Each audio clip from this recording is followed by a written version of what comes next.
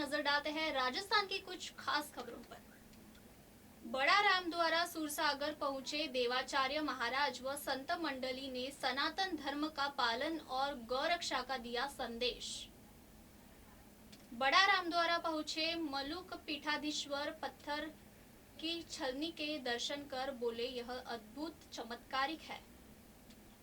जोधपुर सरदारपुरा में कुंज महोत्सव के बाद मलुक पीठाधीश्वर राजेंद्र देवाचार्य महाराज सहित अनेक संत सूरसागर बड़ा रामद्वार पहुंचे। संत राम प्रसाद महाराज के सानिध्य में सभी मतों को पौराणिक पत्थर की छलनी के विशेष दर्शन भी करवाए गए। सभी संख्या ने पत्थर की छलनी से पानी निकलते देखा और कहा कि यह तो अद्भुत चमत्कारिक है। नांदेड़ के वेंकट स्वामी महाराज, हरिद्वारा के स्वामी विवेकानंद शास्त्री महाराज, वीरेंद्रनंद शास्त्री महाराज सहित श्रद्धालु शामिल हुए। भास्कर से बातचीत में राजेंद्र देवाचार्य महाराज ने कल की माध्यम से गौरक्षा सम्मान अभियान की शुरुआत पूरे देश में होगी। शुरुआत में यह ब्लॉक स्तर, तहसील स्तर और जनपद स्तर पर होगा। भारत की धरती गौयथ के कलंक से मुक्त हो, गौ माता राष्ट्र माता घोषित हो, गौ आधारित शिक्षा कृषि में गाय का उपयोग होना चाहिए। रहवासा धाम में 22 फरवरी को बैठक के बाद शुरुआत होगी।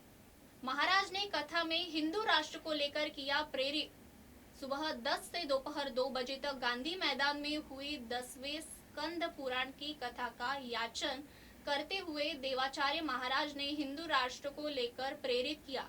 महाराज ने समाज को संदेश देते हुए कहा कि हर घर को बाहर या लिख देना चाहिए कि जो दुष्ट है यह अपनी दुष्टता से स्वयं समाप्त हो जाएगा। इस संदेश ने श्रोताओं को गहन आत्मचिंतन की प्रेरणा दी है। संगीतमय कथा के दौरान तुलसीदास की गीतावली और बाल लीला प्रसंगी का भावपूर्ण वर्णन किया और कहा कि गीतावली राम भक्ति का रसात्मक स्वरूप है, जिसे राम कथा के साथ अश्वस्त जोड़ा जाना चाहिए। भजन, होली और भक्ति में डूबा शहर वृंदावन सा बना कुंज महोत्सव। वृंदावन के इंदेश उपाध्याय महाराज के जोधपुर आगमन पर कुंज माहौलाव पांडाल में भक्ति का अद्भुत दृश्य देखने को मिला। श्रद्धालुओं ने पूम वर्ष जयघोष के साथ भव्य स्वागत किया। इंदेश महाराज व राधा कृष्ण महाराज के सामूहिक भजन सावरिया थारी ओतु यारे रे पर पूरा पांडाल झूम उठा। महाराज के प्रवचनों से जोधपुर वृंदावन सा प्रतीत हुआ। आयोजन में 500 किलो फूलों से होली खेली गई। श्रद्धालु राधा कृष्ण के वेद बेस में नजर आए और संपूर्ण वातावरण भक्ति, रस और प्रेम से सराबोर रहा। राधा कृष्ण के रंग में रंगे जोधपुर वासी। जोधपुर वासियों में इस दिव्य आयोजन को लेकर उत्साह दिखा। कोई राधा रानी के स्वरूप में सजा नजर आया तो कोई श्री कृष्ण भगवान का वेश धारण कर भक्ति में लीन रहा।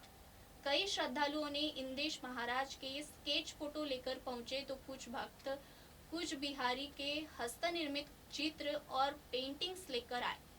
हर चेहरा श्रद्धा, प्रेम और आनंद से दमक रहा था। ऐसा प्रतीत हो रहा था मानो संपूर्ण जोधपुर भक्ति के रंग में रंगकर बजधाम का ही स्वरूप बन गया है। रामभद्राचार्य ने सीताराम बोलने की सीख दी थी। देवाचार्य बोले, चाहे राम राम या केवल राम कहो, मूल में भगवान का नाम होना चाहिए। पिछले महीने गमनी में राम मंदिर प्रतिष्ठा उत्सव के दौरान रामभद्राचार्य ने श्रद्धालुओं को सीताराम बबेलने को सीख दी थी। इस पर यह भी कहा कि केवल राम राम बोलने से दोष लगता है। जब देवाचार्य महाराज से पूछा गया तो उन्होंने कहा कि कोई दोष नहीं लगता, चाहे सीताराम कहो, चाहे राम राम या केवल राम कहो, मूल में भगवान का नाम होना चाहिए। तिथियों के असमंजस को लेकर कहा कि जो भी दो मत आते हैं सभी शास्त्र सम्मत है। हमेशा से 2 से 3 विचारधाराएं की जिसके जो अनुकूल में हो वो मानना चाहिए, विवाद का विषय नहीं। इसको एक मंच पर लाना भी असंभव है। जोधपुर से आनंद शर्मा की खास रिपोर्ट। आप देख रहे